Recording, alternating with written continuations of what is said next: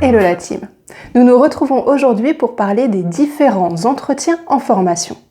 Comme je te le disais déjà dans d'autres vidéos, le formateur n'est pas qu'un formateur qui vient donner des informations, des techniques ou des outils.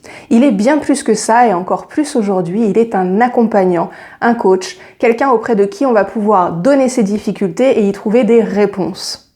C'est pour ça qu'on va pouvoir se pencher sur le sujet aujourd'hui. Nous irons face à mon ordinateur pour faire cette présentation. Mais avant tout, si tu ne me connais pas, je suis Angélique, formatrice depuis 2013. Je donne aujourd'hui mon savoir au travers de ces vidéos pour que tu puisses toi aussi créer ta formation. C'est tous les lundis et tous les jeudis à 17h30. Je t'invite donc à t'abonner, le bouton rouge juste en dessous. C'est gratuit, ça mange pas de pain. Et à déclencher la petite cloche de notification pour ne louper aucune de ces vidéos qui t'aideront à avancer, du moins je l'espère, dans la construction de tes contenus, de ta formation et de ton positionnement en tant que formateur. J'ai aussi créé une communauté sur Instagram qui s'appelle La Salle des Formateurs. Je t'invite à nous rejoindre. Nous allons pouvoir tout de suite passer sur l'ordinateur en présentation enregistrée. Nous voilà donc face à notre présentation enregistrée. Alors, on va voir donc ensemble, comme je vous le disais tout à l'heure, les trois types d'entretiens en formation. Donc, ces trois types d'entretiens que vous allez être possiblement amenés à mener lors de votre carrière de formateur. Alors après, des fois, on mène pas les trois entretiens, des fois, on en mène que un ou deux dans l'histoire, mais il est important de les connaître et de savoir en quoi ils consistent. C'est très, très important, surtout aujourd'hui. Donc, dans un premier temps, nous avons l'entretien de positionnement. Donc, celui-ci qui va permettre de construire un parcours personnalisé pour le stagiaire. Donc, cet entretien, il va pouvoir se mener par téléphone, en visio ou en présentiel. Voilà, peu importe. Donc, ça va permettre de construire le parcours comment? C'est-à-dire que lors de cet entretien, vous allez faire le point avec le stagiaire sur son parcours passé, d'accord, sur ce qu'il souhaite faire aujourd'hui, sur ce qu'il fait aujourd'hui et sur ce qu'il souhaite faire après par la suite avec cette formation. Quel est son but? Donc là, entre son parcours, ce qu'il fait aujourd'hui et son but final, vous allez pouvoir voir comment on va pouvoir construire son parcours par rapport à ça. Vous pouvez d'ailleurs être amené au cours de cet entretien à lui faire passer une évaluation pour voir si les prérequis qu'il a sont adaptés à la formation et quels modules vous allez pouvoir ajouter ou enlever à cette formation pour l'adapter au mieux. Voilà, et vraiment que ce soit quelque chose de personnalisé. Comme je vous disais, je vous ferai une vidéo avec vraiment des exemples concrets des types de questions et comment ça peut amener à personnaliser ce parcours. Le deuxième entretien, il va être celui de remédiation. Donc là, lorsque votre stagiaire en cours de formation a des problèmes, des difficultés d'apprentissage, il y a quelque chose qu'il ne comprend pas, il y a des choses qu'il n'arrive pas à faire, et en cours de formation, vous n'arrivez pas à remédier à cela, eh bien, il ne faut pas hésiter à le prendre en entretien individuel, là aussi, pour faire le point. Faire le point et là, lui demander, eh bien, par rapport à tel ou tel moment dans la formation où vous avez pu relever qu'il y avait des problèmes, si lui s'en rend compte et venir ouvrir la discussion sur la possibilité qu'il sache peut-être d'où vient son problème ou tout simplement bien creuser avec lui de manière à trouver des solutions. Le but de cet entretien, c'est trouver des solutions et que lorsqu'elles sortent de cet entretien, le problème soit réglé ou du moins en partie. Ensuite, nous avons l'entretien de fin de formation. Donc, l'entretien de fin de formation, ça peut être un petit entretien individuel sur lequel vous faites le point sur sa formation, toute la durée, tout le contenu, est-ce que ça a été, comment il se sent lui maintenant avec tout son nouveau savoir, est-ce qu'il se sent prêt à travailler? Oui, non.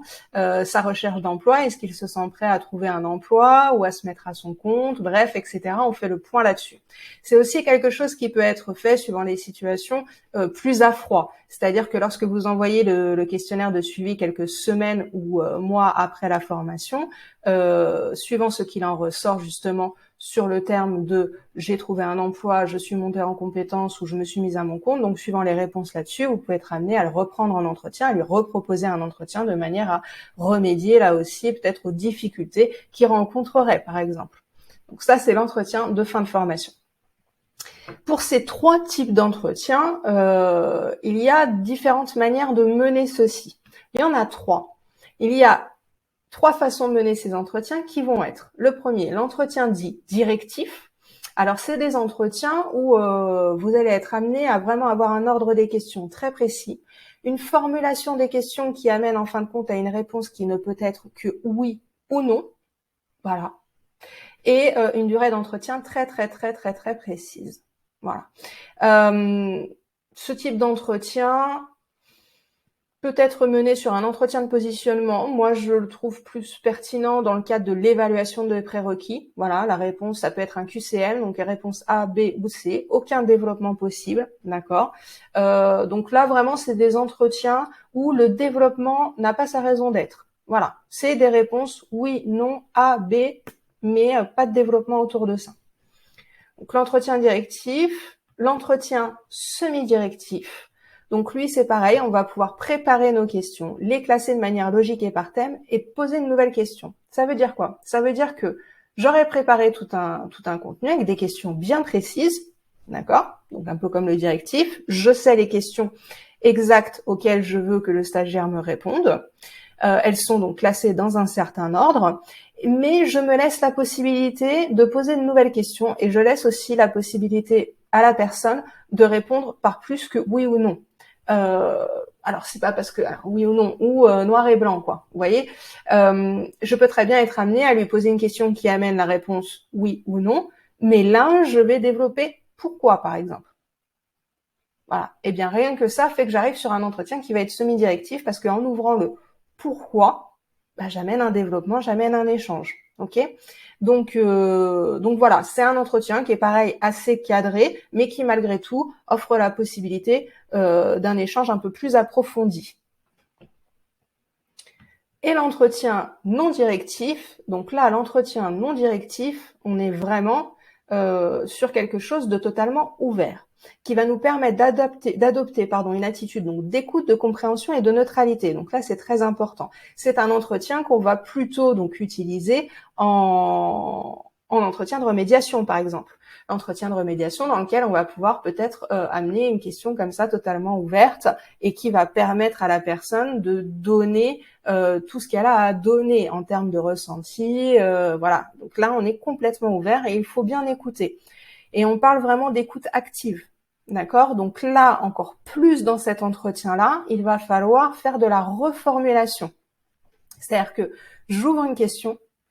De cette question peut en sortir n'importe quoi. Donc là, la personne me donne ce qu'elle a à me donner comme réponse. Et moi, derrière, je vais bien écouter et je vais reformuler ce que la personne m'a dit pour être sûr, de une, d'avoir bien compris, et de deux, à la personne aussi de voir que je l'ai écoutée, que je l'ai comprise. Si je ne l'ai pas comprise, du coup, elle va reformuler elle-même différemment sa réponse. Et je vais reformuler moi pour dire, voilà, est-ce que j'ai bien compris? Et là, elle me dit, oui, vous avez bien compris, d'accord. Donc, rien déjà que cette écoute-là peut libérer pas mal de choses, ok?